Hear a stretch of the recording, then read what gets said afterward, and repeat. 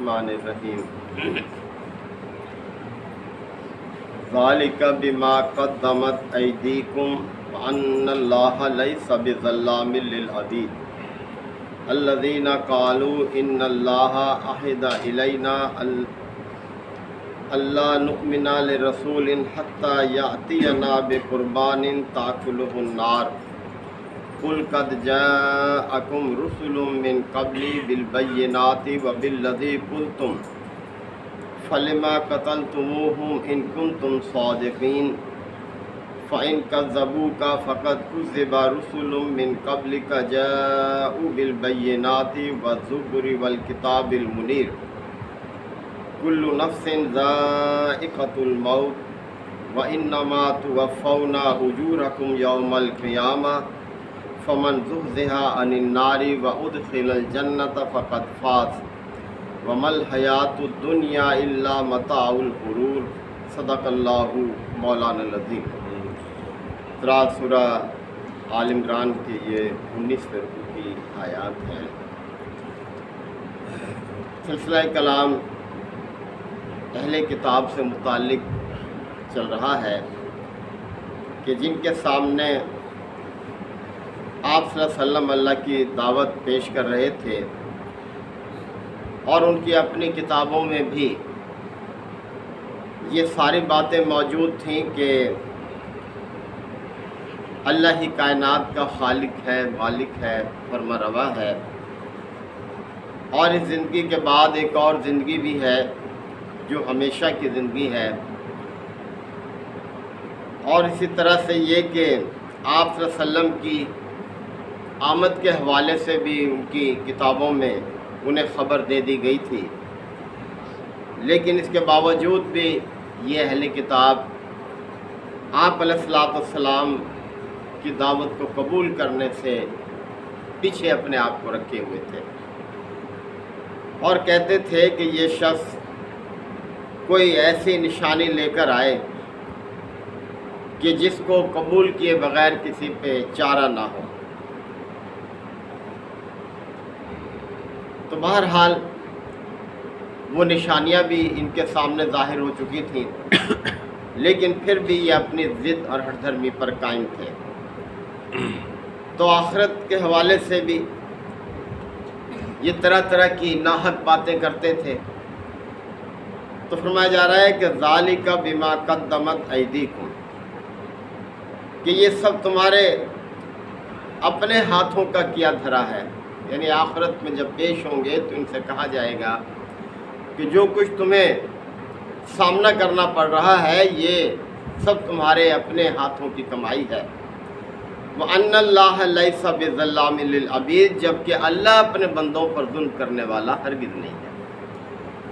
اللہ تو سراپا رحمت ہے اپنی مخلوق کے لیے، اور اس نے یہ دین جو انسانوں کے لیے بھیجا ہے یہ بھی اس کی رحمت کا ایک اظہار ہے۔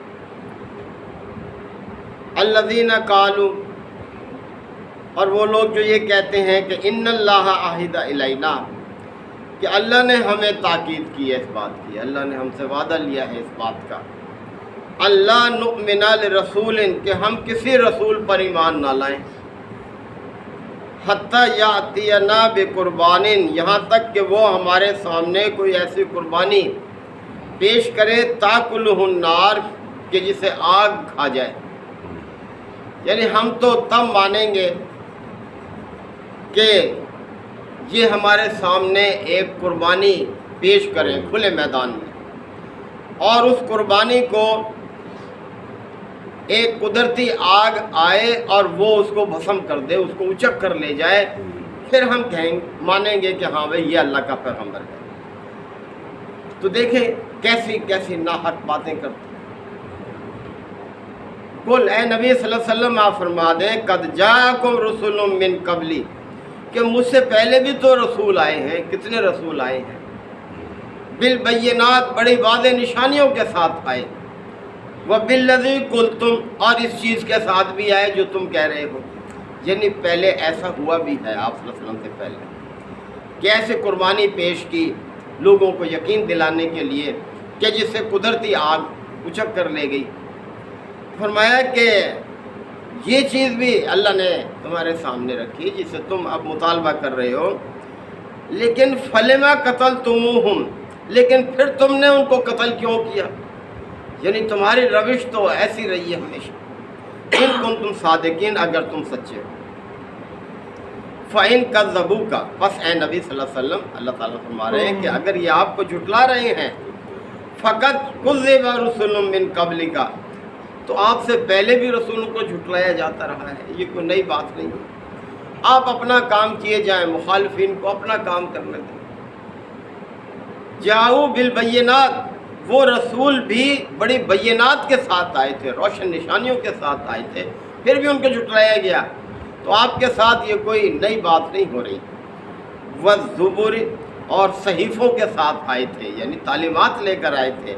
والکتاب المنیر، اور ایسی کتابیں ان کے ساتھ تھیں جو روشنی دینے والی تھیں، بڑی روشن کتابوں کے ساتھ آئے۔ اور آپ صلی اللہ علیہ وسلم کی بھی یہ کتاب آپ دیکھیں کہ اپنی مثال آپ ہے، اپنی مثال۔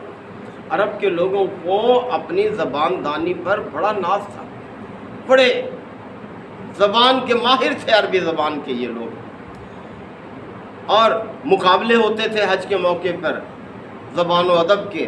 جو کلام اول آتا تھا خانہ کعبہ میں اس کو لٹکا دیا جاتا تھا، تشہیر ہوتی تھی۔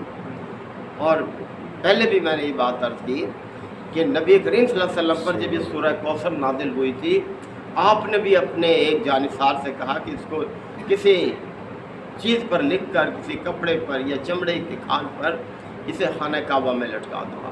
تو ایسے ہوا، آپ کی جانثار نے لٹکا دیا اس کو۔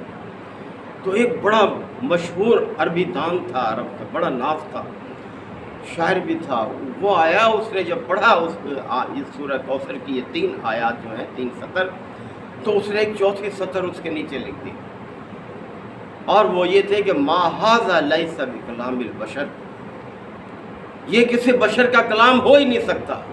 یعنی ایک مشرک نے یہ لکھ دیا یہ کہ یہ کسی بشر کا کلام ہرگز نہیں ہو سکتا، یعنی اس طرح سے بھی مانتے تھے۔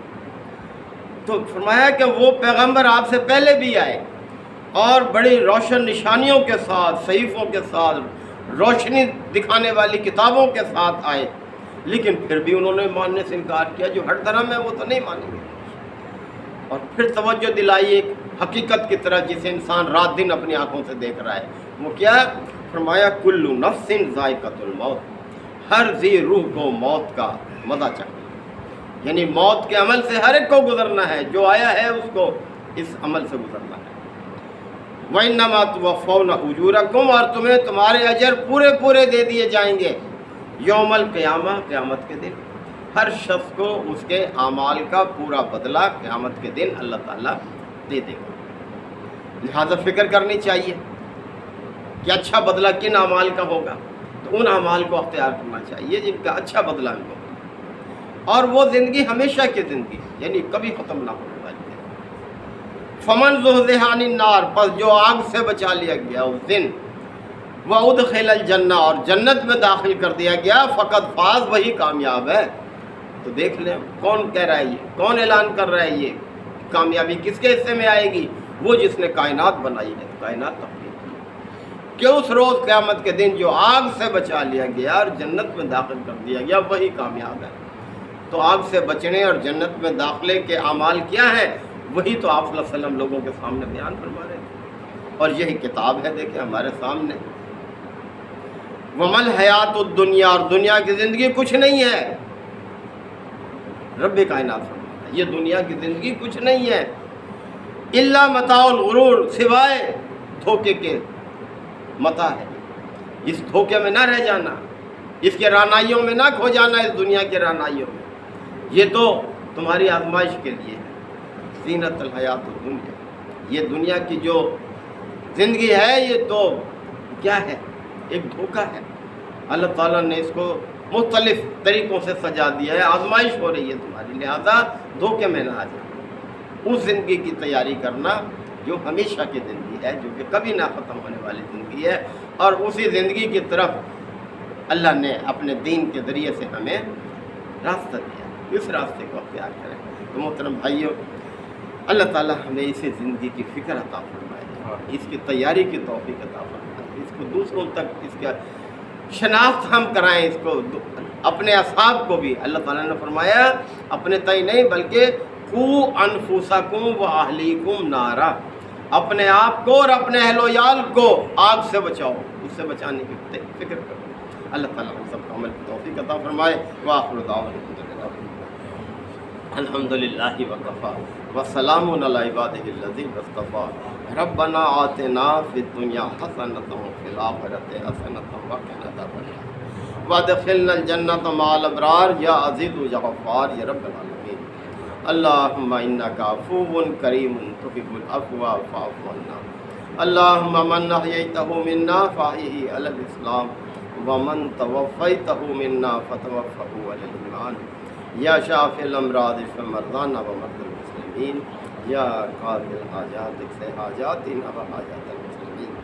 اللہم اعز الاسلام والمسلمین اللہم دمر اعداءنا۔ اے پروردگار یہ جو بارشوں کا خوفناک سلسلہ ہے یا اللہ یہ سب تیرے ہی حکم سے ہے، یا اللہ ہم تم سے اس کی پناہ مانگتے ہیں، یا اللہ اس کے نقصانات سے ہماری حفاظت فرما، یا اللہ جو نقصانات ہوئے ہیں اپنے غیب کے خزانوں سے ان کی تلافی فرما۔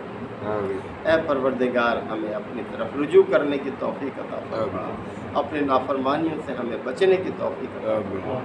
ربنا تقبل منا انک انت السمیع العلیم وتب علینا انک انت التواب الرحیم۔ صلی اللہ تعالی علی خیر خلقہ محمد وآلہ وصحبہ اجمعین۔